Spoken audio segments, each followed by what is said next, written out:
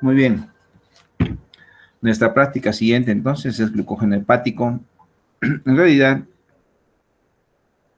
eh, dentro de la enfermedad que hemos elegido acá, que es un tipo glucogenosis tipo 1, es una enfermedad rara.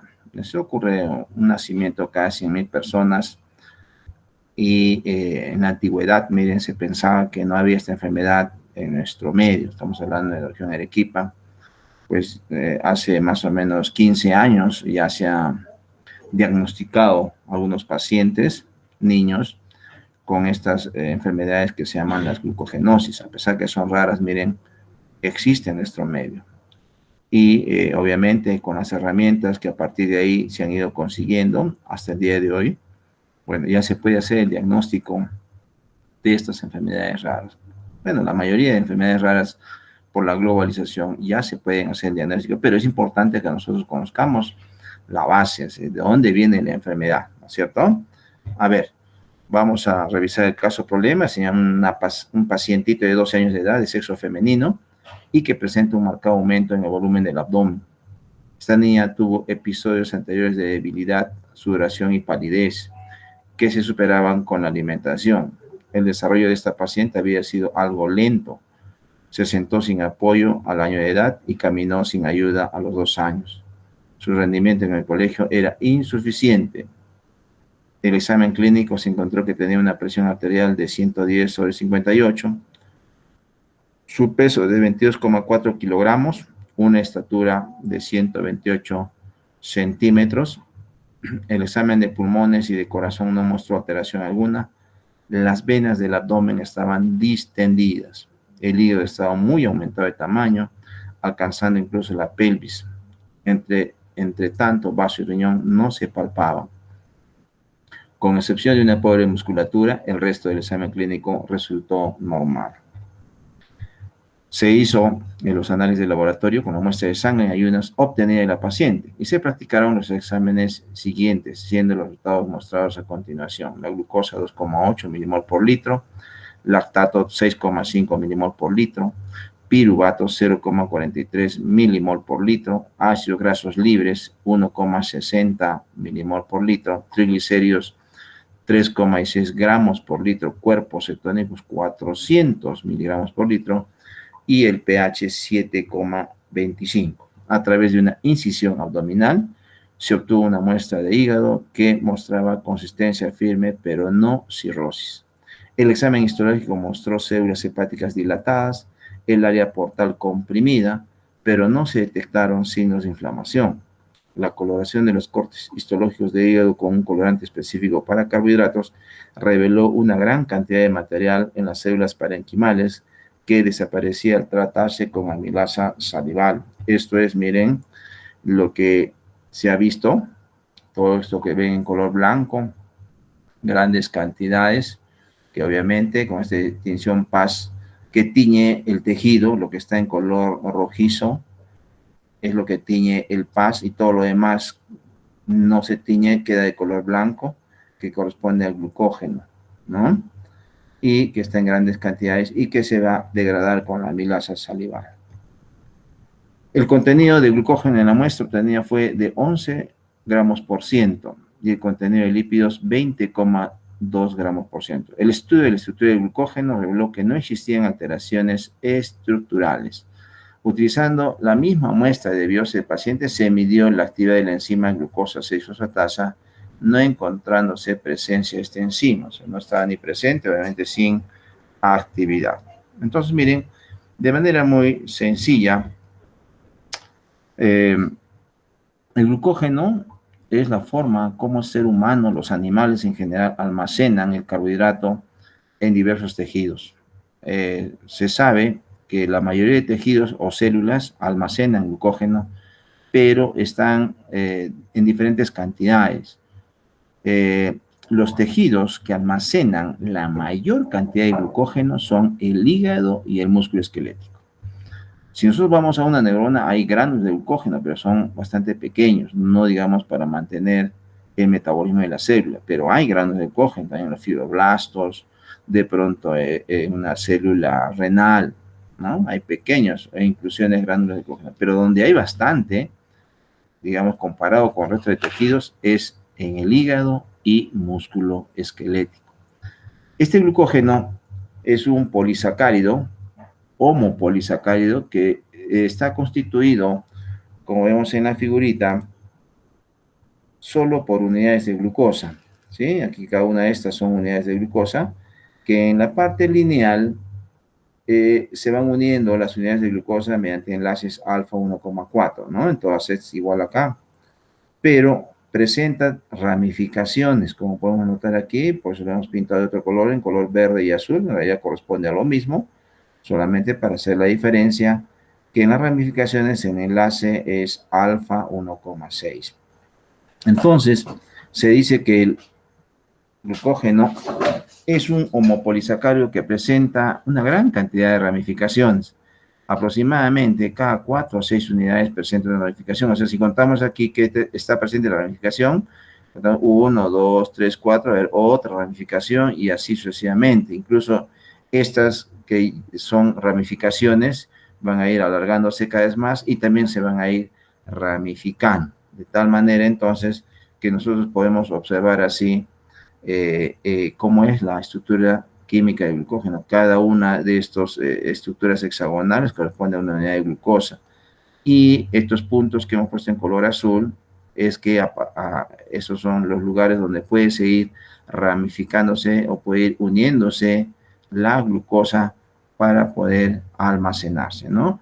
Además de que existe una proteína que se llama glucogenina donde se va a iniciar la formación de glucógeno cuando está depletada. En este caso, entonces, está creciendo cada una de las ramificaciones para ir aumentando cada vez más y más el glucógeno. Cuando estamos en una dieta que hemos consumido, en un estado, como se dice, bien alimentado, con un buen desayuno, entonces ahí se va a llenar todo esto, se va a completar y se estima que más o menos una molécula de glucógeno puede llegar a pesar 1.000.000 de Daltons o 1.000.000 de peso molecular, ¿sí? Entonces es bastante grande.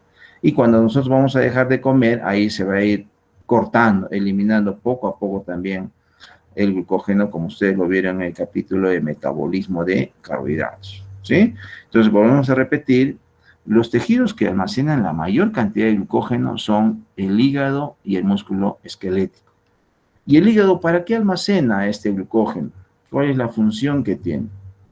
El hígado va a almacenar el glucógeno para mantener la glicemia en el estado de ayuno corto. Recuerden ustedes que nosotros generalmente tenemos nuestra alimentación 3 veces al día, en la mañana, que dominamos desayuno, al mediodía el almuerzo y en la noche la cena, ¿verdad? Y tenemos entonces el espacio entre las comidas, que se llama ayuno corto. Cuando estamos consumiendo el alimento, estado bien alimentado, y cuando no consumimos alimento, estado de ayuno corto. O sea, que dejamos de consumir alimento entre 4 a 6, 8, hasta 12 horas cuando dormimos. En esa situación del ayuno corto, el que va a mantener los niveles de glucosa en sangre es el glucógeno almacenado en el hígado. Porque el músculo va a almacenar glucógeno, pero no para mantenimiento de la glucosa sanguínea o la glicemia, sino para su propio uso energético. En cambio, el hígado almacena el glucógeno para mantener la glicemia. Más o menos, el porcentaje de glucógeno, digamos, en la mejor situación, cuando hemos consumido bastante alimento o estado bien alimentado, puede llegar hasta un 6, hasta 8 gramos por ciento, ¿sí? 8 gramos por cada 100 gramos de tejido, en una situación normal. Y cuando nosotros dejamos de consumir alimento, puede llegar a 2, 1 gramos por ciento, y cuando vamos a consumir alimento, otra vez se va a ir formando este glucógeno. Es decir, que nosotros vamos a ir pasando de estado bien alimentado a ayuno corto, estado bien alimentado, ayuno corto toda nuestra vida. En el estado bien alimentado habrá bastante glucógeno y en el estado de ayuno corto, pues se va a ir depletando este glucógeno. El hígado entonces sirve para mantener la glicemia y almacena entre 6 a 8 gramos por ciento cuando estamos en estado bien alimentado. ¿Y por qué el hígado puede proporcionar esta glucosa? Porque tiene la enzima que se llama glucosa 6-fosfatasa. En cambio, el músculo no tiene esta enzima. Y como no tiene esta enzima, no puede mantener la glicemia. Y además, lo otro que hemos dicho, que el músculo almacena el glucógeno para mantener su propia energía. Porque el músculo esquelético necesita bastante energía. El porcentaje que almacena el músculo de glucógeno en el estado bien alimentado, en la mejor alimentación, es del 1 al 2%. Es decir, por cada gramo de tejido hay 1 o 2% de glucógeno. Miren, en esta figura estamos mostrando lo de la patología que hemos presentado aquí, en la enfermedad de von Wierck, conocido también como glucogenosis tipo 1. En esta enfermedad hay deficiencia de la enzima glucosa 6-fosfatasa, pero se va a circunscribir casi totalmente en el hígado, ¿ya? Porque la glucosa 6-fosfatasa está presente en el hígado. Cuando decíamos nosotros en el proceso de síntesis de glucógeno, entonces la glucosa se va a convertir en glucosa 6-fosfato, glucosa fosfato, UDP, y se va a ir almacenando, ¿sí? Y en el ayuno corto, miren, el glucógeno se va a ir degradando, formando glucosa fosfato, glucosa 6-fosfato, y por acción de la glucosa 6-fosfatasa se va a convertir en glucosa, y esta es la que va a salir a la sangre para mantener la glicemia. Es decir, nosotros, como hemos explicado hace rato, todo el tiempo vamos a estar formando glucógeno o degradándole. Formando glucógeno aquí, en el estado bien alimentado, y degradándolo en el ayuno corto. ¿Estamos bien? Toda nuestra vida esto va a ocurrir en condiciones normales. Entonces, aquí hay varias enzimas, obviamente, que no es necesario mencionar ahora. El gran problema es que en esta enfermedad, esta enzima no está presente, miren, no va a estar. ¿Y dónde no va a estar presente? En el hígado. No puede decir, no puede, digamos, manifestar o tener manifestaciones en músculo esquelético porque el músculo, por su propia naturaleza, no tiene la enzima, ¿ya? Pero en el hígado sí, sí tiene en condiciones normales, pero en este caso en la patología no hay. Por lo tanto, entonces, como no hay esta enzima, esta degradación del glucógeno va a ser muy lenta o no se va a dar. Por lo tanto, como no tiene esta enzima, entonces se va a quedar almacenado el glucógeno en el hígado. Por eso el paciente tiene una gran hepatomegalia, ¿sí? Entonces, sí hay síntesis, pero no hay degradación. Se almacena entonces este glucógeno por la deficiencia de esta enzima, a la cual se llama glucógeno tipo 1 o enfermedad de von Wierck. Entonces, miren, parte de este glucógeno está degradando, va a llegar a glucosa fosfato y va a seguir este caminito, ¿no? De la glicólisis. Va a ir degradándose para convertirse en ácido pirúvico, ingresa a la mitocondria y este ingresa al ciclo de Krebs. Pero como está formando grandes cantidades de ácido pirúvico, mucho de esto se va a convertir en ácido láctico, determinando la acidosis láctica, que va a pasar a la sangre y va a provocar acidosis metabólica. El paciente ha tenido acidosis metabólica porque el pH es 7,25, ¿sí? Entonces, miren, se va a producir demasiado ácido pirúvico y demasiado ácido láctico, provocando acidosis láctica. Y miren, en el caso de algunos de esta conversión de ácido aceticoenzima, mucho de este aceticoenzima va a provenir de la degradación de ácidos grasos. Los ácidos grasos provienen de los triglicéridos que han sido almacenados, miren, en el tejido adiposo de todo el organismo.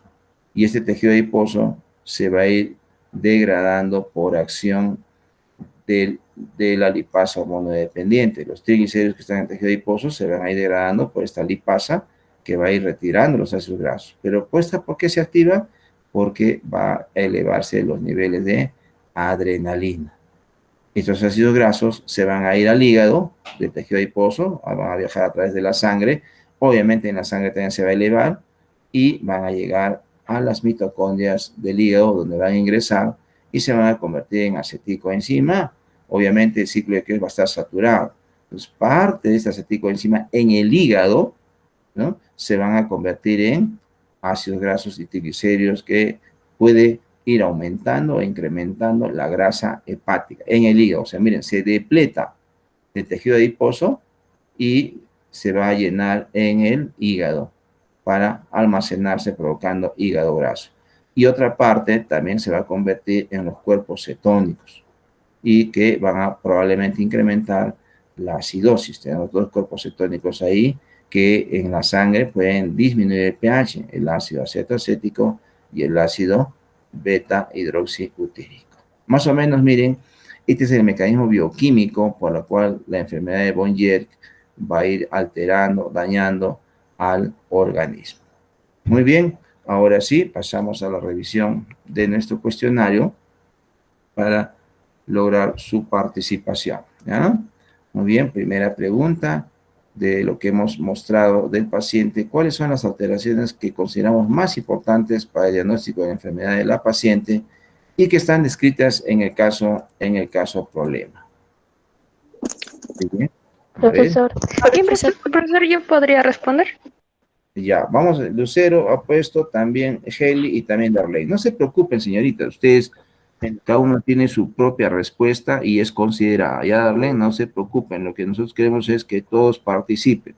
Yo, como ustedes saben, nosotros no decimos si está bien, está mal al comienzo. Solamente dejamos participa, a ver, ahora Darley y luego Heli, ¿ya? A ver, vamos a empezar con Lucero, Heli y Darley. Creo que no hay más, ¿no? Ya, a ver, Lucero. Bueno, algunas alteraciones que va a presentar y se muestra en el caso es el aumento del volumen del abdomen, además de que el aumento del hígado, de su tamaño, y el vaso y el riñón no se están llegando a palpar por este aumento, y los antecedentes que está presentando, que es sudoración y palidez. Muy bien. A ver, Heli. Yo también concuerdo con mi compañera que en lo que se demuestra es que tiene un aumento en el volumen de su abdomen debido a que su hígado está también aumentado de tamaño, y en los antecedentes la debilidad, la sudoración y la palidez. Y también podría ser el retraso que tuvo para caminar cuando aún era pequeña. Ya, a ver, Darlene. Sí, bueno, igualmente concuerdo con mis compañeras. Aparte de eso, bueno, aparte de la hepatomegalia, también se observó una alta presencia de lípidos en el hígado y una poca tolerancia al ayuno, por lo cual tenía episodios de debilidad y todo ello, ¿no? Que se solucionaban con su alimentación. Además, de acuerdo a su peso y talla y su edad, su índice de masa corporal está muy bajo y, bueno, lo cual indica que tiene un bajo peso. Muy bien, un abdomen bastante grande entonces y encima con menos peso y talla, ¿no es cierto? A ver, ¿alguna opinión más? ¿Alguna Profesor, respuesta?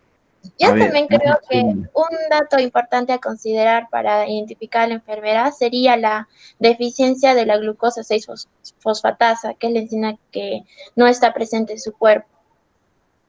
muy bien, Xiomara, a ver, ¿alguien más?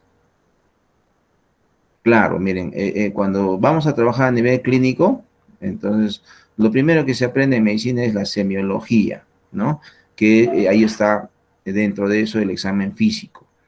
Obviamente ahora, con la modernidad, primero la anamnesis, ¿no? O sea, hay que preguntarle si el paciente tiene posibilidad de responder preguntas, si hacemos, si no al familiar. En este caso, para este niño, esta niña de 12 años, al familiar, ¿no? Cómo ha ido su evolución desde que ha nacido, qué diagnóstico le han hecho, etcétera, etcétera. Y luego se procede a hacer el examen físico, ¿verdad? A ver si tiene síntomas o signos, ¿no? Como así, ¿no? Sudoración, ¿no? Y finalmente se hacen los exámenes clínicos en sangre, diagnóstico por imágenes. Bueno, ahora te contamos con una mayor cantidad de herramientas cada día más, ¿no? Entonces, como dijo Xiomara, muy importante, al final el diagnóstico final se tiene que hacer evaluando la actividad de la enzima glucosa fosfatasa. Obviamente que sí, pero siempre, Xiomarita, vamos a empezar con el examen físico, porque vamos a ver, mira este niño, uy, ¿qué edad tiene? 12 años, ya debe medir 1,40 m, pero sin embargo, perdón, 1,50 m, pero mira, recién está 1,10 m, 1 m, no, ¿qué ha pasado? Ese abdomen, ¿por qué tan grande? ¿No? Y así, ¿no? Y comienza a manifestar una serie como la sudoración, la palidez, de repente hasta el cansancio, ¿no es cierto?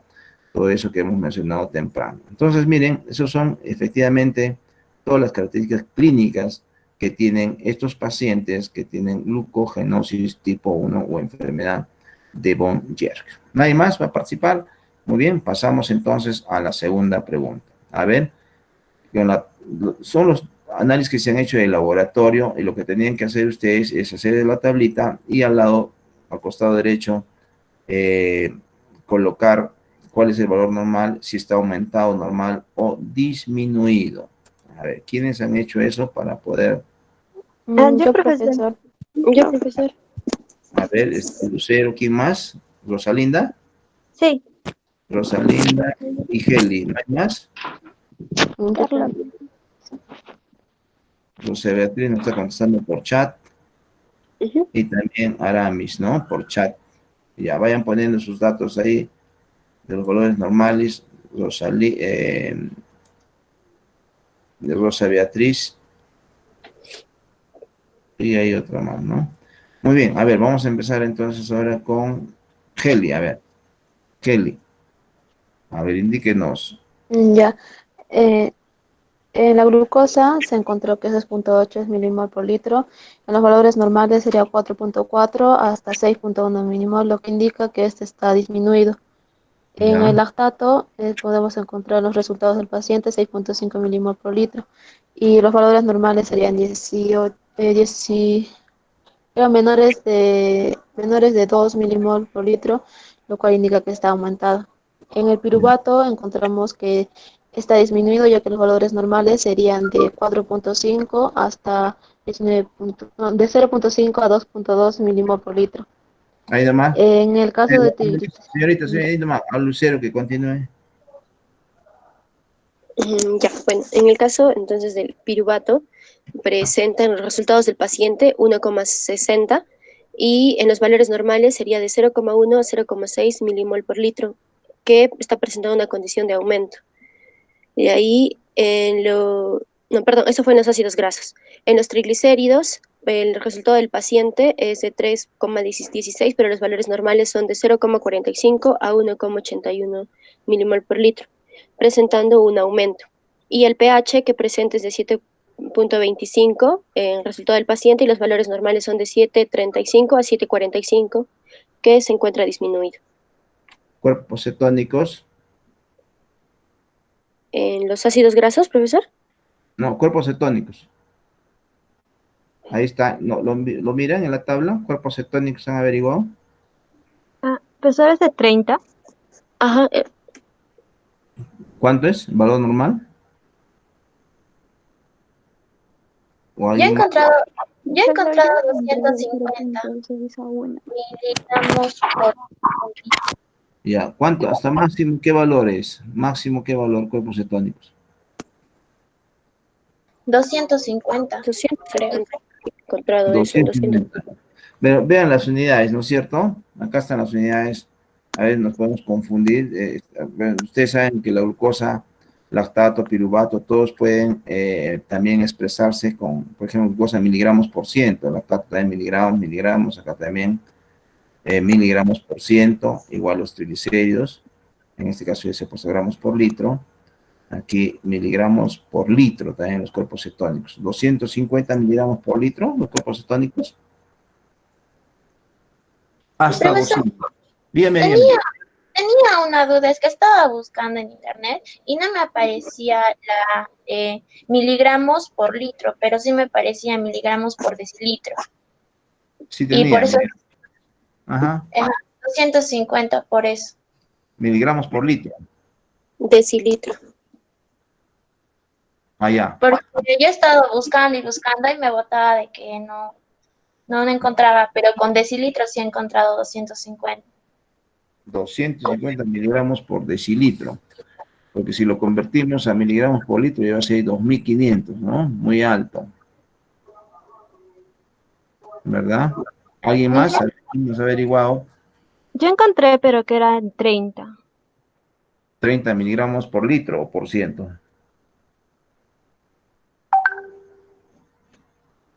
Vamos a ver el chat. Ácidos grasos, glucosa, de 2,8 a 5, Aramis, lactato, triglicéridos, pero no nos han puesto. Rosa Beatriz tampoco ha puesto de los cuerpos cetónicos. A ver, ha puesto cuerpos cetónicos de 0,6 a 1, pero ¿qué cosa? Miligramos por ciento, gramos por litro, miligramos Yo por... encontré de El de 0,6 a 0,6 1, pero en milimol por litro. A ver, primero Xiomara, ¿cuánto encontró usted, Xiomara? igual como dijo mi compañera, ese valor que he dicho anteriormente de mi compañera era de milimol por litro. ¿Milimol por litro? Sería, profesor, ajá, es que se ha encontrado un valor que es de 30 a 40 miligramos por decilitro. Ya, ya. Y Carla Yasmín, ¿cómo encontró usted? Yo encontré de 0,6 a 1, pero milimol por litro. Y también en miligramos, pero por decilitro, que es 30, pero no hay para... De 30 a 40. Sí, más o menos es hasta 200, ¿no? Miligramos por litro. Hasta 200 es los cuerpos cetónicos. ¿Ya? Entonces, en este caso, está tremendamente elevado porque dicen el paciente 400. Muy bien, ¿ya? En general, entonces, así es. Entonces, glucosa está disminuida, lactato está aumentado, piruvato está aumentado o disminuido. Aumentado. Aumentado o disminuido. Aumentado. Aumentado. Ácidos grasos aumentados. Triglicéridos Aumentado. Aumentado. cuerpos cetónicos aumentados. Aumentado. pH disminuido. pH disminuido.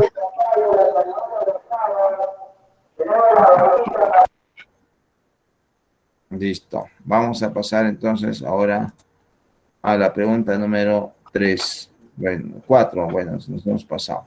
¿O tienen ustedes una pregunta 3? Me he olvidado, creo, de colocarla. ¿Tienen alguna pregunta 3? No, ¿no? No, profe. Ya, nos hemos pasado. No importa. Vamos entonces a la pregunta mejor. ¿Qué reacción cataliza la enzima glucosa 6-fosfatasa? A ver, ¿qué dicen? ¿Quién puede responder? Carla Profesor, yo Yasmín. podría. Ya, Después yo. Y darle. ya, Darlene. Listo. A ver, Carla. Ya, esta enzima glucosa 6-fosfatasa está utilizada en lugar de la glucoquinasa para el último paso de la gluconeogénesis y cataliza una reacción de hidrólisis irreversible en las condiciones intracelulares. Ya. A ver, Darlene. Bueno, sería prácticamente la misma respuesta, solo es que cataliza la hidrólisis de la glucosa 6-fosfato. Esa es la reacción que cataliza. Ya, convierte, entonces, así que si la enzima primero convierte, ¿a quién convierte? ¿A quién? Convierte a la glucosa 6-fosfatasa. ¿En qué lo convierte? En glucosa y fosfato. Muy bien, claro, así de frente además. Entonces, la enzima glucosa y fosfatasa transforman, ¿no? Porque las enzimas transforman, convierten, catalizan o aceleran una reacción. La glucosa 6-fosfato en glucosa, ¿verdad? Y, obviamente, fósforo inorgánico. Muy bien, ya. Así de sencillita es la respuesta. Siguiente. ¿Cómo está la concentración de glucógeno en el hígado de la paciente? Fundamente su respuesta simulando los valores normales para este parámetro.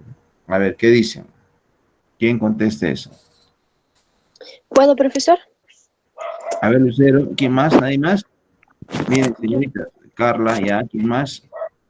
Y Darlene, ya, tenemos 3 entonces. Lucero, Darlene y Carla. Miren, chicos, por si acaso, uno revisa textos y revisa artículos que se han hecho en Chile, en Colombia, en Estados Unidos, en Europa, van a encontrar ciertas variaciones de las concentraciones que se hacen en los pacientes. Se hace la biopsia y hay algunas variaciones, ¿no? Respecto a la concentración que debe haber de glucógeno y de grasa en el hígado. A ver, ¿qué nos dice primero Lucero? A ver. Ya, perfecto. Bueno, la concentración de glucógeno en el hígado de la paciente está muy alta, ¿no? Porque se ha presentado que el hígado ha aumentado de tamaño. Y que además que contiene, bueno, el hígado contiene 70 miligramos de glucógeno por cada gramo de tejido hepático. Y también han presentado un valor de 15 gramos por kilogramos en el músculo esquelético, presentando el glucógeno en el músculo esquelético, hígado y riñón. Y en el hígado y en el riñón, la glucosa es almacenada y puede salir a la sangre. Entonces se ha presentado una concentración de hígado muy alta. A ver, de repente, Lucero ve la diapositiva. En el paciente hemos encontrado 11 gramos por ciento de glucógeno. Y entonces, pero usted no sabe miligramos, ¿cree que lo pueda convertir para hacer la comparación de, o sea, que usted lo exprese en gramos por ciento o esto lo convierta a miligramos por gramo de tejido? Hay que tratar de expresarlo, como en este caso queremos ver cómo está en el paciente, y en el paciente ha tenido 11 gramos por ciento, por eso queremos que ustedes también lo puedan convertir o lo pueden haber averiguado en internet, en los artículos. ¿Cuánto es el valor normal de glucógeno en gramos por ciento? Sí. Es de 5 a 8 gramos por ciento. A ver, Carla. De 5 a 8 gramos por litro. Y Ya, pues lo que tiene el paciente es de 11 gramos por ciento. Entonces gramos, está ahí aumentado y eso se ve en el tamaño de su hígado también, ¿no? ya, Darlene.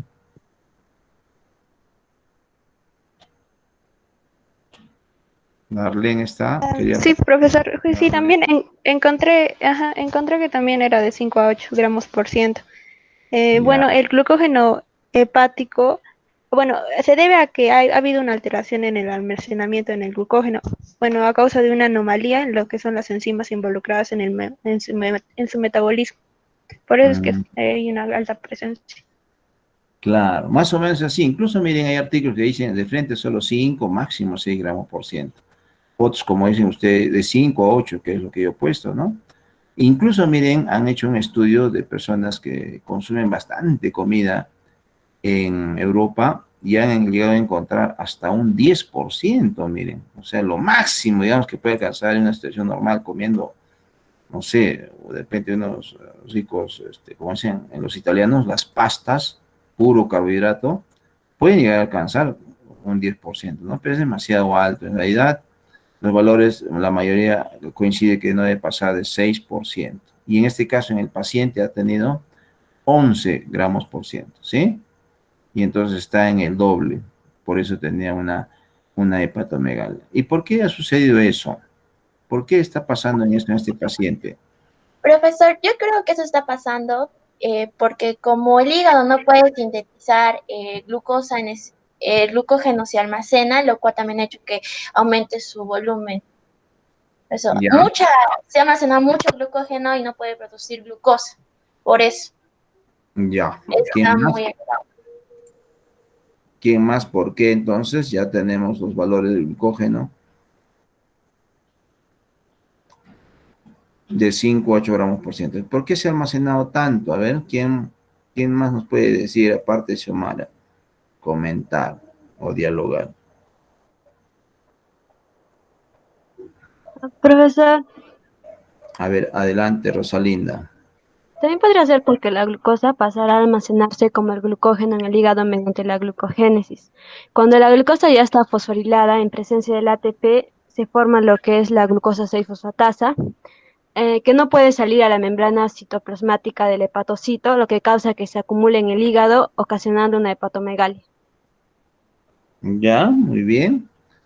Otra persona.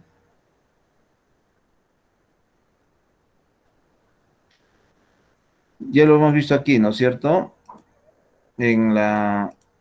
¿Por qué?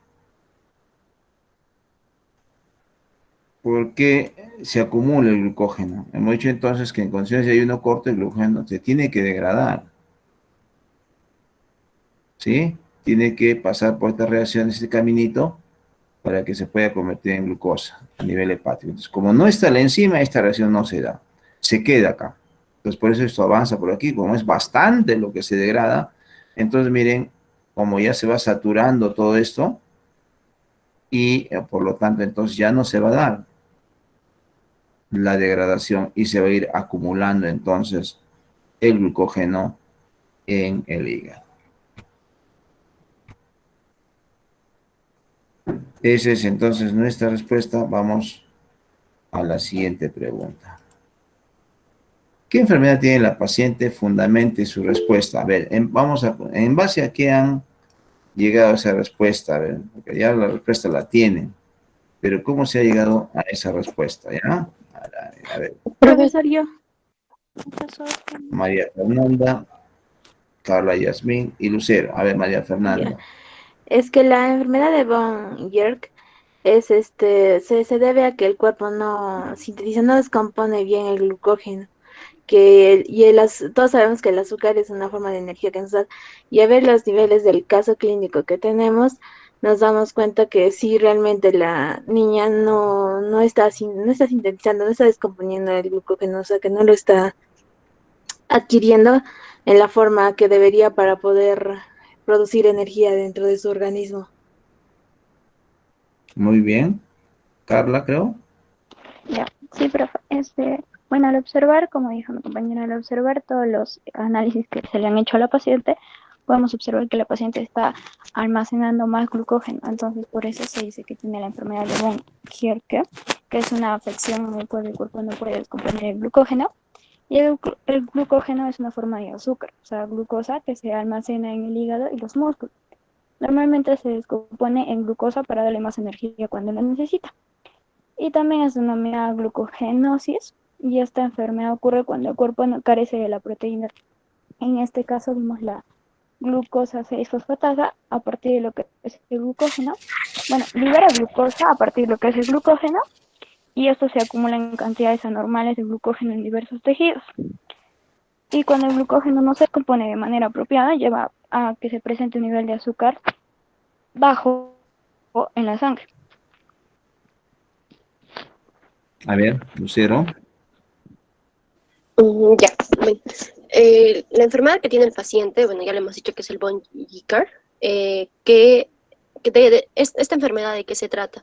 Es un cuerpo que no puede descomponer el glucógeno, que quiere decir que está bajo en azúcar en la sangre, porque carece de la proteína que libera la glucosa a partir del glucógeno. Pero, ¿cómo vamos a sacar qué es esta enfermedad? Porque viene a partir de las glucogenopatías, que viene a ser el exceso de la glucosa 6-fosfato hepático. El von Hickert también nos dice que es una genopatía causada por la mutación del gen que codifica la síntesis de la enzima de la glucosa 6-fosfatasa. Muy bien, entonces, ¿alguien más quiere participar? Profesor, Yo, profesor, Xiomara, a ver. ya, Rosalinda, Lina. ya. Lo que también quería añadir es que en la enfermedad de Wernicke, como dijo mi compañera, se debe a la deficiencia específicamente de glucosa 6-fosfatasa. Además de eso, vemos de que hay una acidosis láctica tipo 1. Eso quiere decir que hay mucha presencia de piruvato y lactato, lo cual, como ya explicó anteriormente, en la glucólisis se da ese desbalance, por eso existe esa acidosis. Además, entre los síntomas de esta enfermedad podemos ver una mala tolerancia al ayuno, un retraso en el crecimiento, lo cual se presenta en el paciente, también la hinchazón del abdomen en la parte del hígado, y también la acumulación de glucógeno y de grasas. Y también se ha presentado una hipoglucemia, lo cual va a ser de que excede más de lo normal, en este caso la glucosa en la sangre. Ya, a ver, Rosalinda. ya, profesor, la paciente presentaría lo que es la enfermedad de von Hickert, también conocida como la glucogenosis tipo 1. Consiste en una deficiencia de la enzima glucosa 6-fosfatasa, y dicha enzima se presenta en lo que es la glucogenólisis. Ya, ¿alguien más?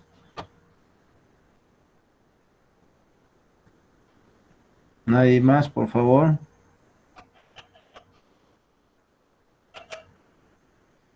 Muy bien. Claro, ni hablar, ¿no? Pero una preguntita para ustedes. ¿Y cómo se llegó finalmente a la conclusión final de que es glucogenosis tipo 1 enfermedad de Bonnier? Porque ha podido ser la tipo 2, tipo 3, tipo 4, 5, 6, 7, 8, 9. Y muchas de ellas como que se parecen bastante en cuanto a las características clínicas, ¿no? Poco desarrollo, un poquito de retraso, incluso algunos abdomen bastante grande, cuando circuito al hígado, y así, ¿no? Entonces, ¿cómo se llegó finalmente a decir, bueno, sí es Bonnier, pues, ¿por qué no puede ser la tipo 2, la enfermedad de Pompe, ¿no? La de Hertz, Harley, no sé. ¿Cómo se llegó finalmente a saber qué es? A ver. Yo he estado buscando también en internet acerca de esas enfermedades y creo que no se toma específicamente la glucosa 6-fosfatasa, sino ocurre otras mutaciones en otra parte de la glucogénesis, de la glucogénesis. Ya. Otra respuesta. Justo iba a concordar con Xiomara, profesor, porque exactamente esta enfermedad de von Ginker es el exceso de la glucosa del 6-fosfato hepático. O sea, específicamente esta enfermedad trabaja con la glucosa 6-fosfato a comparación de las otras. Claro. Recuerden ustedes en el caso que dice que se ha hecho una biopsia y se ha analizado la enzima, ¿verdad? Glucosa isostasa. ¿Cómo estaba la enzima? No existía, no había actividad, cero, dice. Entonces, con eso se ha llegado finalmente a que es von Jerks. Porque a veces se parece, miren, la de Pompe también ha habido en nuestra querida Arequipa, ¿ya? Pero es diferente la enfermedad, ¿no? Hay hipoglucemia también, todo ello, pero incluso hay que revisar la estructura del glucógeno que varía, son exámenes mucho más minuciosos, un poquito más complicadito llegar al diagnóstico de Pompe, pero sí se puede hacer. Muy bien. ¿Cómo está la concentración de lípido en el hígado de la paciente? Fundamento y respuesta indicando los valores normales para este parámetro. A ver, ¿qué dice? ¿Quiénes van a participar? Levanten la mano. Carla, Yasmín, ¿quién más? Lucero. ¿Puedo? ¿Quién más? Carla, Yasmín, Lucero, y no hay más. A ver, Carla. Darlene también ya. A ver, Carla. Ya, profe, en el ya, profe, le decía, los valores normales de los lípidos, o bueno, en este caso las grasas que debe haber en el hígado, lo normal es 5 gramos por ciento, pero el paciente tiene 22.2 gramos por ciento, entonces estaría aumentada la cantidad de lípidos que tiene en su hígado. Ya. Lucero. Ya. Bueno, la concentración de lípido en el hígado del paciente se parece mucho a los niveles del colesterol, porque el colesterol es una sustancia serosa parecida al de la grasa que se encuentra en la sangre, y el hígado produce el colesterol que el cuerpo necesita. Entonces, el paciente muestra dentro de sus triglicéridos es de 3,16 milimol por litro, lo cual es una gran cantidad. Es por eso que el hígado está aumentando de tamaño y ahí es donde se presenta la concentración de lípidos. ¿Ya? ¿Quién más? Profesor, Adelante, Xiomara. ya, yo también creo que es elevado, sí, porque lo normal es de 5 gramos por ciento y él está con 20.2 gramos por ciento. Y creo que con lo que ella explicó anteriormente, creo que se da porque como no hay síntesis de glucosa, está agarrando lo que vendría a ser lípidos y carbohidratos, y estos como que se encuentran en valores muy altos, ya que no se pueden sintetizar tampoco en glucosa. ¿Ya? ¿Quién más? ¿No hay más? En chat no veo ni una participación, a ver, de esta pregunta. Como está haciéndolo Aramis y Rosa Beatriz. Ya, está vacío entonces. Muy bien. Claro. El valor promedio de grasa en el hígado es 5 gramos por ciento. El paciente tiene un poquito más de 20. Está muy, muy elevado. Pero dice, ¿de dónde ha venido tanta grasa? ¿No? Si el paciente está consumiendo su glucosa para obtener la poca energía, está generando glucógeno, ¿de dónde viene? De la propia grasa. Es extraño, miren, en este caso, porque en condiciones normales, para que grasa se convierta en grasa, diría imposible.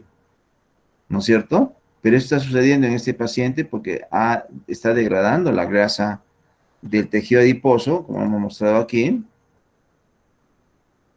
Aquí podemos ver de manera clara entonces cómo el paciente, miren, la grasa que está en el tejido adiposo, almacenada en forma de triglicéridos, va a ser degradado por la lipasa hormonodependiente que estimulado por adrenalina, estimula esta enzima. Entonces los triglicéridos van a pasar a la sangre, por eso están elevados los triglicéridos, también los ácidos grasos, se va a ir, entonces va a viajar a través de la sangre y ¿a dónde va a llegar? Al hígado. Va a ingresar al hígado de manera muy fácil y ahí vamos a ver en la clase del día jueves cómo se va a convertir en aceticoenzima y una de las direcciones o funciones importantes mediante bioquímica, corrección bioquímica de la aceticoenzima es ingresar al ciclo de Krebs para que produzca NAD y FAD y se forme energía a partir de eso. Pero como hay bastante grasa que está degradando, una parte se va a ir a formar cuerpos cetónicos, por eso se están elevando los cuerpos cetónicos, y otra gran parte otra vez se va a convertir en ácido graso y se va a ir almacenando en el hígado. Por eso se encontró elevación entonces de grasa en el hígado, pero proviene del tejido adiposo. Muy bien.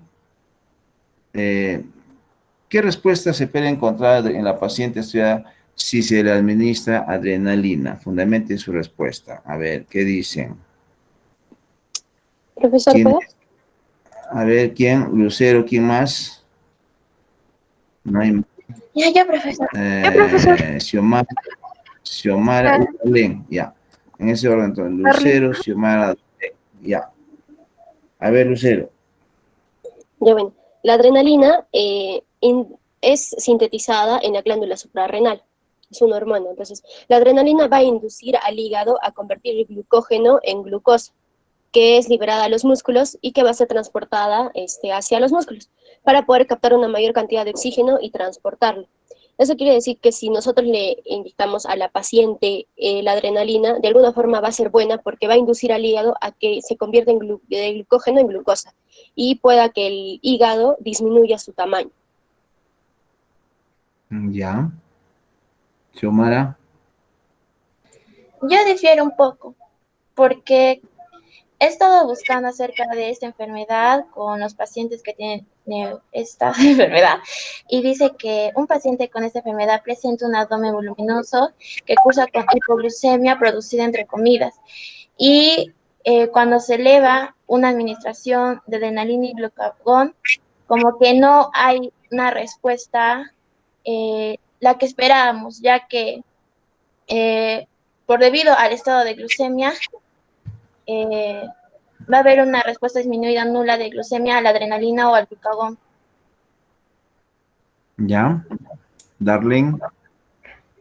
Profesor, yo encontré, bueno, yo estoy de acuerdo con Lucero en este caso, porque encontré en otro libro de bioquímica, bueno, que decía que la adrenalina podía estimular al hígado para que produzca glucosa 6-fosfato, la cual que es hidrolizada por la glucosa 6 lipasa y genera la liberación de glucosa finalmente al torrente sanguíneo. Además, la adrenalina estimularía lo que es la presión, la presión arterial, puesto que la paciente llegó con una presión de, si no me equivoco, 110, 110/58, lo cual es bajo, porque normalmente la presión corresponde a 120/80 a 140/90.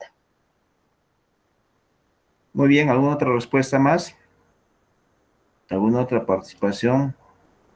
A ver, Arami está respondiendo por chat. Rosa Beatriz también. ¿Quién más nos falta? Rosalinda Yucra, ¿tiene respuesta? Heli. Sí, profesor. ¿Alguna respuesta para esta pregunta? Yo encontré que si se le administra adrenalina vía intramuscular a una población sana, se logra un incremento de glucemia entre los 40 y los 60 minutos, volviendo a los valores iniciales a las 2 horas. En cambio, en pacientes con la enfermedad de von der Wilke no se produce esta respuesta. Además, tras la iniciación de galactosa tampoco se produce un aumento de la glucemia cuando tienen esta enfermedad. Muy bien, claro. Miren, acá la respuesta a esta pregunta, ¿no? Si de administra de adrenalina, está pues en esta figura, miren, que lo hemos elaborado, está bastante representativo para todo. Aquí está entonces la adrenalina. Entonces, en general, cuando uno revisa el mecanismo que tiene la adrenalina, que ustedes lo han señalado desde el punto de vista fisiológico, bioquímico, la adrenalina en la parte bioquímica es una hormona que estimula los procesos de degradación, todo lo que es degradación. Entonces, degradación de glucógeno para convertir en glucosa, degradación de los ácidos grasos de tejido adiposo, y lo hemos puesto acá de las proteínas, degradación de proteínas musculares para que se conviertan en aminoácidos. En este caso sería para el recambio. Las proteínas no se pueden degradar así simplemente en grandes cantidades como lo hacemos del glucógeno y probablemente de las grasas, ¿no? No se puede hacer, muy poco las proteínas se van a degradar, pero eso es para el recambio. Porque si se degrada mucha proteína, eso es peligroso para el músculo esquelético. Entonces, miren, en este caso, degrada el glucógeno para convertir en glucosa, pero lo puede hacer, puede convertir la adrenalina, el glucógeno en glucosa. ¿Qué dicen? ¿Puede hacerlo? No. La adrenalina puede convertir el glucógeno en glucosa. O sea, en realidad lo que se evalúa es, ¿no? Se administra al paciente la adrenalina, esperamos que degrade el glucógeno y evaluamos si ha aumentado los niveles de glucosa en sangre. ¿Qué dicen? ¿Podrá hacer eso? No. Yo creo que no, porque dice, bueno, también lo que yo busqué decía de que los niveles de glucosa en la sangre no se elevaban con la administración de adrenalina y glucagón, ¿Ya? ya que estamos en un caso de hipoglucemia. Ya. ¿Otra respuesta? ¿Alguien más? Yo, profesor, bueno, yo averigüé y en este caso se difiere con Xiaomi porque yo creo que la adrenalina sí va a inducir al hígado a poder convertir el glucógeno en glucosa y va a poder liberar esto y va a poder ser transportada, pues, ¿no? A todo el cuerpo. Ya, a ver, otra respuesta. Muy bien, así nosotros vamos a ir viendo dónde están trabajando. ¿Alguien más? ¿Qué creen? Va a haber, alguno ha dicho que sí, la adrenalina sí va a provocar respuesta hepática. La señorita ha leído, dice que no, no podría. ¿Alguien más, por favor?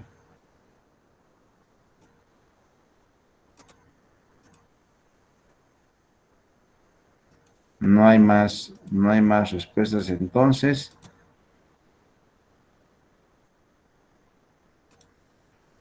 Explicamos entonces. Hemos corregido este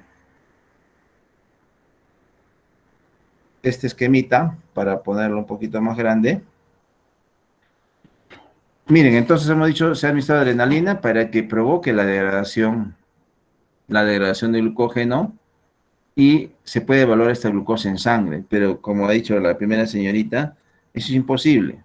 No se puede porque tendríamos que de repente poder incorporar la glucosa fosfatasa y genéticamente no está por la herencia autosómica de la paciente, ¿no? No hay glucosa 6-fosfatasa. Por lo tanto, entonces, la respuesta a adrenalina es negativa. ¿Por qué? Porque lo que queremos ver es que se degrade el glucógeno, llegue a glucosa 6-fosfato y luego a glucosa y esta glucosa salga a la sangre.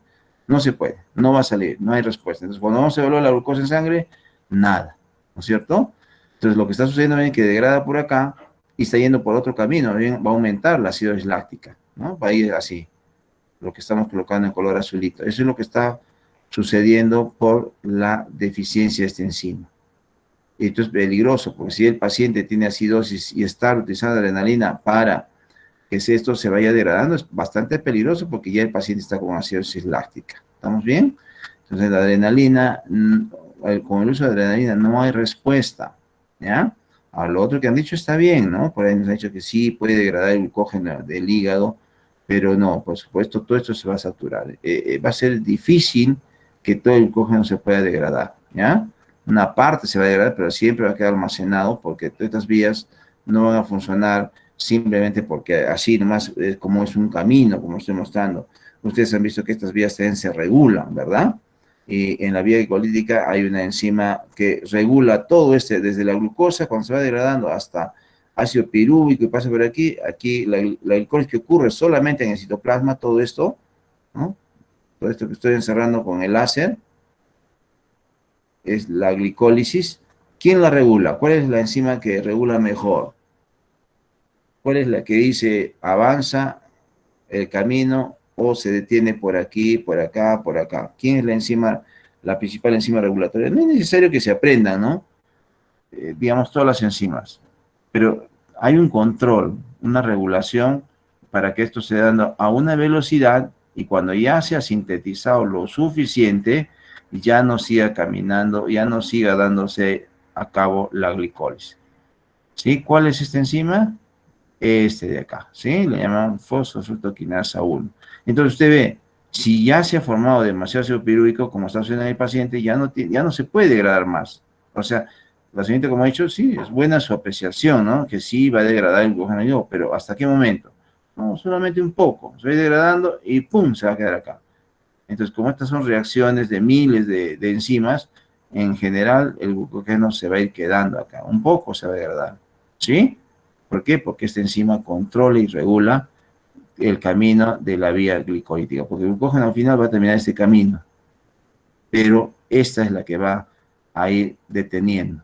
Por eso entonces una parte del glucógeno va a degradarse, pero la mayor parte va a quedar. O sea, va a seguir. No hay respuesta entonces a adrenalina. La respuesta que ha hecho la señorita Lucero, creo, no he visto quiénes han participado, es buena, pero eso, señorita, es para condiciones normales, ¿ya? O sea, digamos, estos no estaría afectado a la glucosa fosfatasa, ahí sí, porque se va a convertir en glucosa y vamos a ignorar. Esa es para condiciones normales, no en la condición patológica de este paciente. Entonces, no hay respuesta para la adrenalina, es negativa. ¿Listo? Muy Profesor, bien. una duda. Adelante, Sí, un ratito quiero ver quién, no es yo, para castigar. Lucero. A ver, Lucerito, ya, adelante. Ya logré comprender, profe. En todo caso, si la adrenalina solamente, bueno, va a poder, induce al hígado a convertir glucógeno en glucosa, ¿solo son en condiciones normales o en qué tipo de enfermedades? ¿O solo en esta enfermedad no se puede? No, bueno, que no haya, a ver, Lucerito.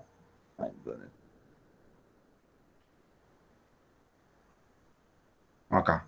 O sea, si esta enzima no estaría afectada, como ocurre en las condiciones normales de nuestro hígado, de todos nosotros, como no está afectado, nos administran adrenalina y la adrenalina va a provocar esta degradación. O sea, el glucógeno se va a degradar, va a llegar hasta glucosa y se van a elevar los niveles de glucosa. Vamos a ver que usted no ha comido nada toda la mañana, la administran adrenalina, como almacenado después de la buena alimentación que ha tenido, esta se va a ir degradando. ¿Sí? Entonces, medimos glucosa en tiempo cero, o sea, antes de administrar adrenalina, vamos a encontrar un valor. En el ayuno siempre va a estar, no va a estar tan bajo, o sea, en condiciones hipoglucémicas. Suponiendo que usted maneje 90 miligramos por ciento, ha bajado, digamos, a 80, un poquito más baja, pero ya eso nos está indicando que está bajando los niveles de glucosa en sangre. Entonces, administramos adrenalina, el glucógeno se degrada y otra vez se va a elevar, ¿no? Puede alcanzar 90 hasta 100, ¿no? O 105, pero nunca para pasarse del valor del rango normal que sería 110. Pero entonces estamos viendo que sí hay respuesta, ¿verdad? Pero en este caso específico del paciente que tiene deficiencia de glucosa fosfatasa, entonces no hay respuesta. ¿Por qué? Porque la glucógeno al degradarse no va a llegar nunca a glucosa en el hígado, ¿verdad? Porque esta enzima no está presente, ¿sí? Digamos, pero de pronto vamos a poner en otro tipo de glucogenosis, en Pompe, donde tiene que ver con las ramificaciones. Bueno, ahí sí puede haber respuesta. ¿Por qué? Porque no se va a degradar y va a llegar a glucosa porque no está afectada la enzima glucosa fosfatasa. Está normal, ¿no? Entonces, importantísimo esta enzima. Depende, solamente en este caso, en la eficiencia de glucosa fosfatasa o en cualquiera de los que participan ustedes ahí, glucogenosis tipo 1, Bonnier 1A, 1B, que tiene que ver con el transporte también de la enzima, igual va a ser. Si no está presente la enzima o no se puede transportar por cualquier mecanismo, simplemente no va a haber esta conversión de glucosa y fosfato a glucosa, por lo tanto, siempre va a ser negativa. En este caso específico, no va a haber respuesta a la adrenalina. En otras, por ejemplo, que puede estar, vamos a poner que esté alterado este enzima, agregamos adrenalina, sí va a haber respuesta porque los niveles de glucosa se van a elevar, ¿verdad? Entonces, va a depender cuál es entonces la enfermedad que tiene el paciente. ¿Listo? ¿Sí, Lucero? Sí, entendí, profesor. Gracias. ¿Alguien más? Listo, nos vamos entonces a la pregunta. El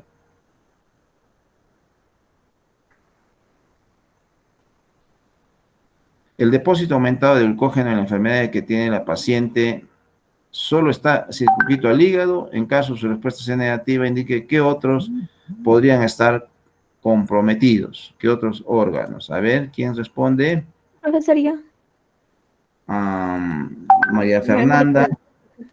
María Fernanda, ¿quién más? Después puedo yo, profesor. Lucero, ¿no hay Yo, más? profesor. Y Darlene, ya. A ver, María Yo, Fernanda, profesor. Lucero y Carla. Ya, listo. A ver, pensamos entonces con María Fernanda.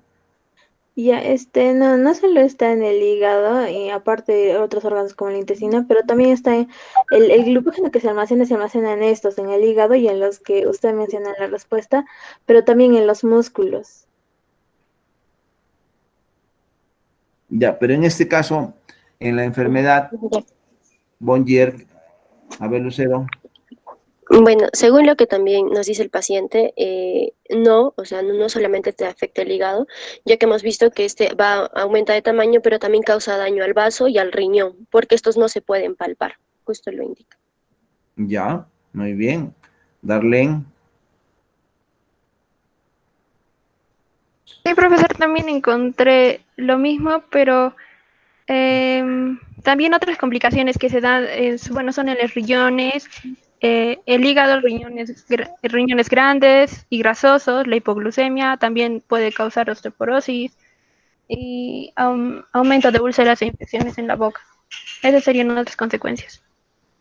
Ya, muy bien. Creo, Carla. Carla Yasmín, quería. Sí, profe, yo también encontré lo mismo bueno, del hígado, del vaso, bueno, de los riñones más que todo también, y bueno, también como dijo de la artrosis. Sí, pues miren, cuando ustedes han revisado el tema de gluconeogénesis, ahí se puede ver porque en la gluconeogénesis, que es la vía, digamos, reversible, entre comillas, para la vía glicolítica, va a tener mucha participación esta enzima que se llama glucosa 6-fosfatasa, ¿sí? Y esta gluconeogénesis empieza en ácido pirúvico, e incluso puede venir ácido láctico en el sentido contrario que hemos estado revisando. O sea, empieza aquí ácido pirúvico y va por este camino, ¿verdad? El ácido pirúvico se convierte en ácido enzima A, sale al citoplasma, de ahí hay una enzima que se llama fosfenolpiruvato corsiquinasa, lo convierte en fosfenolpiruvato y continúa este camino así, ¿no? Como estamos viendo en el láser. En este sentido, y por acción de glucosa y fosfatasa, se convierte en glucosa, ¿sí? Ahí tiene muy buena participación en la gluconeogénesis. Pero, ¿y quién realiza gluconeogénesis? El hígado. 95% lo hace el hígado. Pero hay un 5%. ¿Quién realiza el 5%? Incluso dicen algunos hasta 10%. El riñón, ¿sí? Por lo tanto, entonces, como está deficiente la glucosa y fosfatasa en hígado, tenemos, pero ¿quién más se va a afectar? El riñón, ¿sí?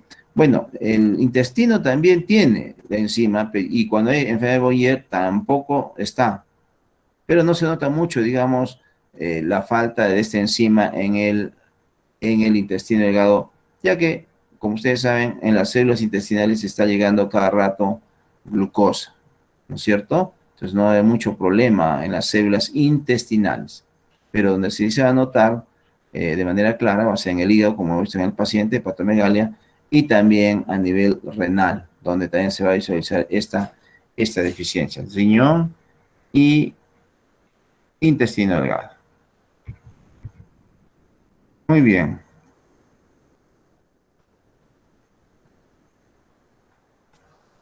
¿Cómo se explica que la niña presentara episodios de sudoración y palidez y que mejoraran con la alimentación? A ver, ¿quiénes quieren participar ahí? Profesor, ¿yo puedo? Xiomara, Yo también puedo. Rosalinda, ya. A ver, empiece Xiomara. Como dijo ya anteriormente, en la enfermedad de Bonnier, nosotros nos tomamos muy dependientes. Bueno, el paciente se va a poner muy dependiente al metabolismo de ácidos grasos. Y por eso, cuando dice la sintomología de que no tiene una buena tolerancia al ayuno y necesita comer, es porque quiere adquirir mayor concentración de ácidos grasos y por eso, en cierta forma, se regula eso. Ya, a ver, Rosalinda. Ya, profesor. Al ya no obtener glucosa de las reservas de glucógeno, se cae en lo que es en una hipoglucemia, lo cual explicaría los episodios frecuentes de debilidad, sudoración, palidez, que desaparecían comiendo y así se normalizaba la glucemia. También debido a la pequeña cantidad de glucosa de la que se dispone, no hay energía suficiente para el desarrollo físico, por ende se daba la atrofia en el crecimiento. Claro. ¿Alguien más? Claro que sí, ya lo explicó temprano también varios de ustedes. Efectivamente, a nosotros mismos nos puede pasar y nos ha pasado de pronto. A mí me ha pasado una vez estudiante universitario, estamos todo el día en la universidad. De repente alguna vez no tomé desayuno. Miren, eso es desastroso realmente. Tenemos que quedarnos desde las 7 hasta, en esas épocas, hasta las 9 de la noche, 10, 11 de la noche llegando a mi casa. En esas épocas no había pues tanto choro, uno podía caminar fácil por las calles, podía trotar y no pasaba nada. Pero ahora pues difícil, ¿no? A las 6 de la tarde creo que la están soltando todos ustedes. Pero igual, todo el día, imagínense, van a sentir esta sensación, primero de cansancio, sudoración, pálidos, medio raros, o sea, si me siento medio raro, algunos incluso se sienten medio, creo que ya me va a dar la gripe, la tos, no, simplemente es que no comió todo el día, ¿no? Porque ya comienza a disminuir un poco la glucosa de la sangre, y eso, ¿a quién le va a afectar? Al cerebro. El cerebro tiene varios, el sistema nervioso central tiene varios componentes, entonces el hipotálamo. El hipotálamo siente que le falta glucosa. Y uno dice, pero llega a hipoglucemia. Ni siquiera es necesario llegar a hipoglucemia. Ni siquiera, o sea, si usted maneja 90 miligramos por ciento valor normal, si baja solamente a 85, ya uno está medio raro, ya, ¿qué me está pasando? 80, mira, ni siquiera ha llegado a hipoglucemia. Hipoglucemia es por debajo de 70. Es bastante peligroso. Pero ya uno se siente medio raro cuando ya está en 80. Y entonces uno dice, algo que comer. Por eso siempre nosotros recomendamos, señoritas, ¿por qué están comiendo cononagues, salchipapas? ¿Por qué no se trae un sanguchito de queso? Un ancho frives, un sanguchito de carne? La carne fría no les va a causar daño. Lo que va a causar daño es que no coman o que coman en exceso. Miren, cómo no, los extremos son perjudiciales. O no comer y comer mucho. Entonces, por eso uno tiene que estar dentro del rango, balanceado, y lo que uno necesita. Los dos causan daño, el exceso o el defecto, ¿verdad? Eso es muy importante tomar en cuenta. Muy bien, siguiente. ¿Cómo se explica el aumento en la concentración de ácidos grasos y cuerpos cetónicos en la sangre? Creo que ya lo explicaron, pero bueno, nos pueden volver a recordar. ¿Quién explica eso? ¿Cómo explican mucha grasa, muchos ácidos grasos en sangre y cuerpos cetónicos? Por la dependencia. Por eso que no se sintetiza la glucosa bien por la enfermedad, entonces se ve un exceso, un aumento de las grasas. Y lo mismo para los cuerpos cetónicos, que o sea, nosotros sabemos que son compuestos químicos que se producen por cetogénesis, que es un proceso en el que las grasas son utilizadas como fuente de energía, pero al no poder sintetizar glucógeno y no poder utilizar estas se ven incrementadas y hay un exceso de estas en el cuerpo. ¿Ya? ¿Quién más? ¿Alguien más?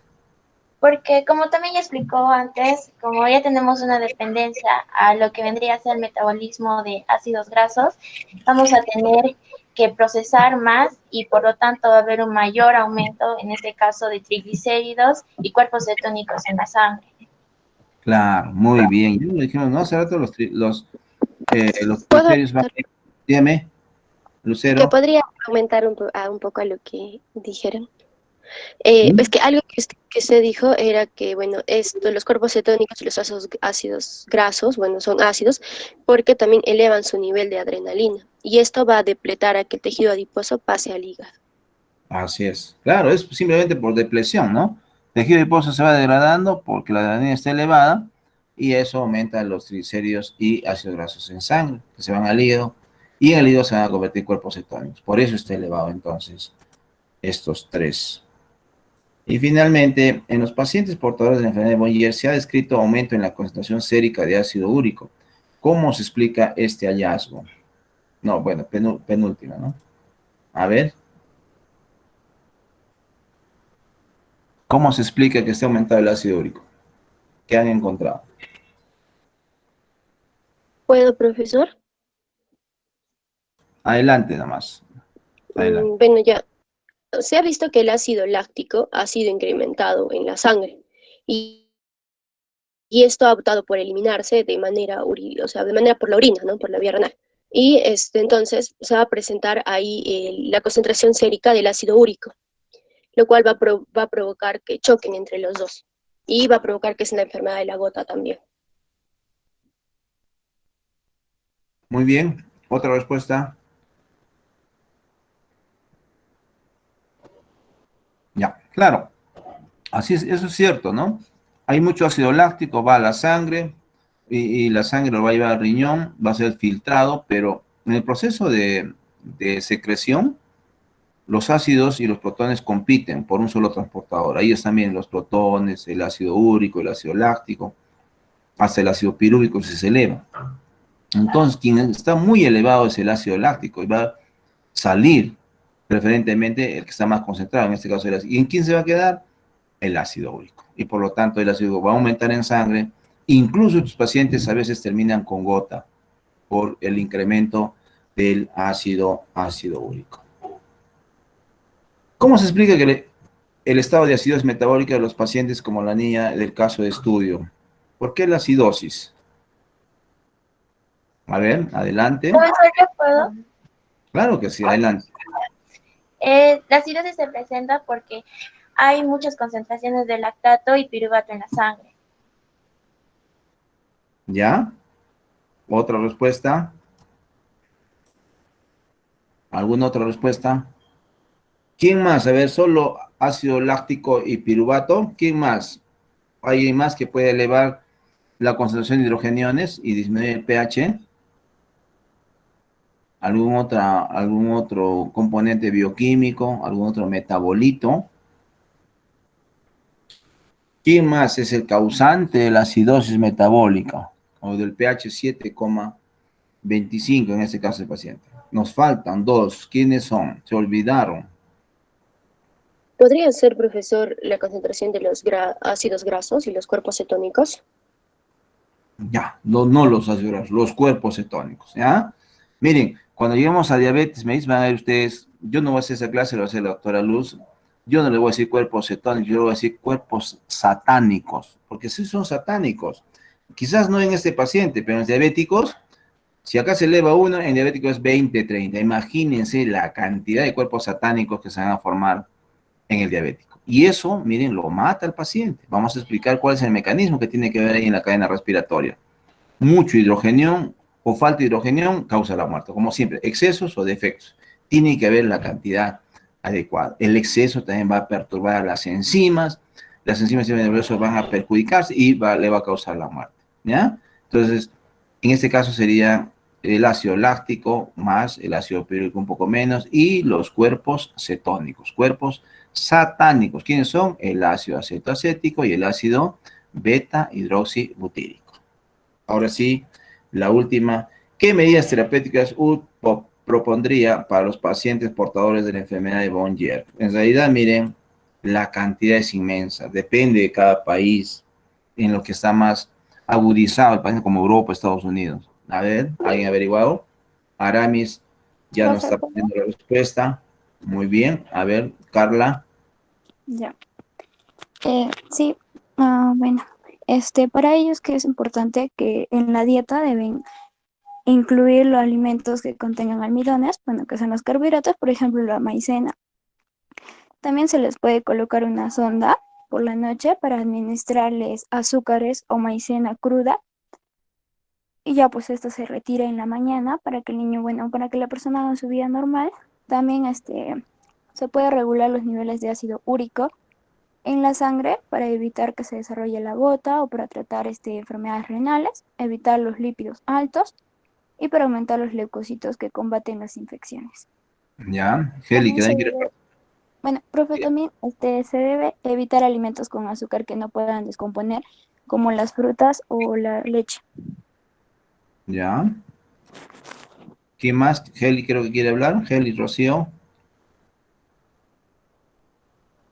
Heli no está, se ha ido, ha dejado la cámara abierta, pero mirando para la pared. Ahí vemos una mancha oscura o hay un incendio ahí. ¿Qué dicen ustedes? ¿Están viendo? Creo que Heli está en un incendio, no. Hemos hablado temprano del monóxido de los incendios Y hoy nos vamos a topar justo de manera virtual, miren. Eli no está. A ver, otra participación. También se A puede ver, tratar con, sí, con terapias paliativas, que son las de tipo 1A y 1B, que unas son esto para principalmente aspectos nutricionales, como ya mencionaron mis compañeros, administrarles alimentos que contengan almidón. Y la segunda se centra en el control y la prevención de episodios infecciosos. muy bien. ¿Alguien más? Yo, profesor. Rosalinda, vamos. Profesor, también se debe administrar una dieta libre de fructosa o galactosa, ya que, como se sabe, estas entran a la glucólisis en forma de fructosa 6-fosfato y glucosa 6-fosfato, lo cual respectivamente, lo que significa que no pueden ser energéticamente aprovechadas como la glucosa y pueden desencadenar una acidosis muy grave. Claro que sí. Muy bien. ¿Alguien más? Profesor, por otro lado, por otro lado, para su tratamiento, también es posible que se le receten algunos medicamentos para reducir lo que es el ácido úrico en la sangre y reducir el riesgo de gota, como lo han mencionado mis compañeros. También su proveedor también podría recetarle algunos medicamentos para para la enfermedad renal, los lípidos altos y también para incrementar las células que combaten las infecciones que se podrían producir. Claro que sí. Muy bien. ¿Alguien más? Bueno, en realidad, miren, como ustedes han mencionado, hay bastante. Y se sigue trabajando en eso, ¿no es cierto? Y si está internado, obviamente, va a ir pues ahí el acompañamiento de los polisacáridos en forma general, almidones. Hay, por ejemplo, el caso del almidón crudo, como se hace en la maicena, o dietas también, si es que se necesita, viendo venosa también se pone. Y también hay un tipo de carbohidrato que no he podido, miren, hace años quiero averiguar, acá lo tengo, que resulta eficiente en Inglaterra, ¿no? En los laboratorios, pues, ¿no? El glicosade, ¿no? Parece un almidón especial que no se degrada rápido, es decir, se administra el paciente y ese se va degradando poco a poco, de tal manera que permita, sobre todo, mantener los niveles de glucosa en sangre y no se eleve demasiado para que se almacene en forma de glucógeno. Tiene, miren, bastante aceptación, es un laboratorio bastante importante. Doctor, una Dígame, pregunta. En la actualidad, ese tratamiento que acabo de mencionar, esto acabo de ver que no está aprobado en todos los países, solo son unos cuantos países europeos. sí, En la actualidad ya han sido más países aprobados o todavía están en búsqueda de comprobar si realmente es totalmente eficaz. claro, el problema para que se pueda masificar es un poco difícil. Incluso hay tratamientos, miren, que tienen años, ¿no? Por ejemplo, el caso de la ivermectina que estamos usando para el tratamiento de coronavirus, tiene bastantes años, miren, tiene de 2002. Recién ha llegado acá por ustedes de emergencia, que no se sabe si está o es eficiente, ¿no? Pero que algunos países lo han aceptado, como Bolivia, por ejemplo, ¿no? Y parte de algunos estados de Estados Unidos. Dice así, señorita, con los tratamientos. Un laboratorio lo fabrica, es aceptado, bueno, parte de Europa lo utiliza, otros no ha llegado todavía que yo sepa acá al Perú, pero ¿por qué no, digamos, llega al Perú? Porque son pocos los pacientes que hay en Arequipa o el Perú. Eso es, pero existen los pacientes y son bastante caros en realidad. Y esta seguramente también, que cuando, en mis épocas hubo tres pacientitos con, dos pacientes con enfermedad de Bonnier y una de Pompe. Y en ese tiempo comenzó a evolucionar bastante esta terapia que se llama reemplazo enzimático. Y donde se podía adicionar la enzima, miren, 2, 3 veces por semana, aquí está, y que fue muy eficiente. En ese tiempo se hizo las coordinaciones para que puedan traer desde Colombia, que estaba una sucursal de una empresa alemana, para colocarla encima, ¿no? En este caso la glucosa fosfatasa. Pero ¿saben cuánto valía mensualmente? Más o menos entre $2,000 a $3,000. Entonces el laboratorio dijo, bueno, ya, para empezar les vamos a dar gratis por 4 años. Miren, para promocionar. Y bueno, ya se hizo las coordinaciones, uno ya desaparece, va a trabajar por aquí y por allá. Se le ha dado al paciente, a los dos pacientitos, y ahora no sabemos si han continuado viviendo por los costos que tienen estos medicamentos, ¿no? Entonces, hoy en día también se está haciendo la terapia genética o terapia génica, pero está en estudios, ¿no? Se siguen estudiando en unas enfermedades. Se ha empezado hace 20 años y han pasado 20 años y sigue en estudio esto también de la terapia genética. Todo eso, miren, con el objetivo de tratar de curar a los pacientes. Hay muchos otros tratamientos, ustedes revisan artículos de algunos países que han trabajado con los pacientes, hay bastantes, pero que llegue a todo el mundo, un poco difícil, más aún, como estaba señalando, tratándose de una enfermedad que es rara o poco común, que ocurre uno cada 100.000 nacimientos, más o menos. ¿Ya? Muy bien, ¿alguien más quisiera dar un aporte, una acotación? Profesor, tengo yo dos preguntas. Adelante, señora Xiomara. Ya, la primera pregunta es acerca de la terapia génica en sí. Es que también he estado viendo de que también eso incluye un trasplante alogénico de la médula ósea. Y quería ver qué tan factible es eso en caso de una persona que esté ya en un estado crítico de esta enfermedad. Claro, miren, en el trasplante halogénico es uno de los quizás últimos recursos que se hacen, ¿no? Para poder eh, colocar la enzima en la médula ósea del paciente para que pueda sintetizar la enzima.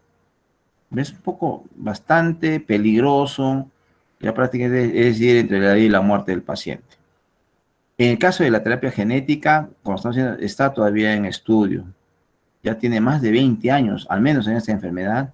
La terapia genética ya tiene una data del año 70. Ustedes ni nacían por ahí, nadie de nosotros nacía por ahí, ¿no?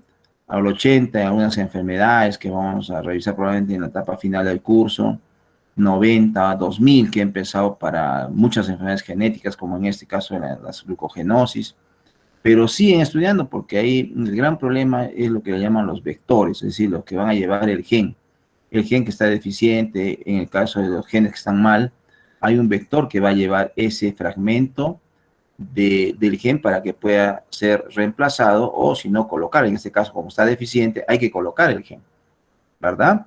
Y ahí los vectores se utilizan hasta virus, adenovirus, incluso hay un tipo de coronavirus que se utiliza como vector, ¿no?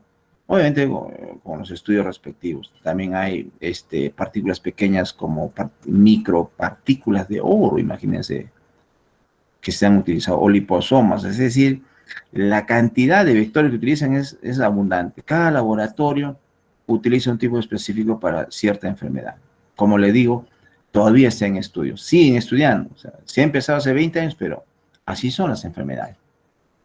Ya vamos a hablar en la etapa final, por ejemplo, este curso, en los nuevos tratamientos que hay en base a RNA interferencia, también, que están dando la revolución, que han estado dando la revolución para algunas enfermedades genéticas neurodegenerativas, enfermedades hepáticas, el cáncer y ahora para el coronavirus. Me parece que ese va a ser la mejor vacuna o el mejor tratamiento en RNA de interferencia. Hay bastante por hacer, señorita. Creemos que la investigación en bioquímica y medicina molecular nunca se va a terminar. Siempre va a haber estudios, investigaciones, porque algo tiene que aparecer, algo tiene que suceder. ¿Quién iba a imaginarse de esta pandemia? ¿Verdad? Así es, señorita. ¿Algo más, por favor?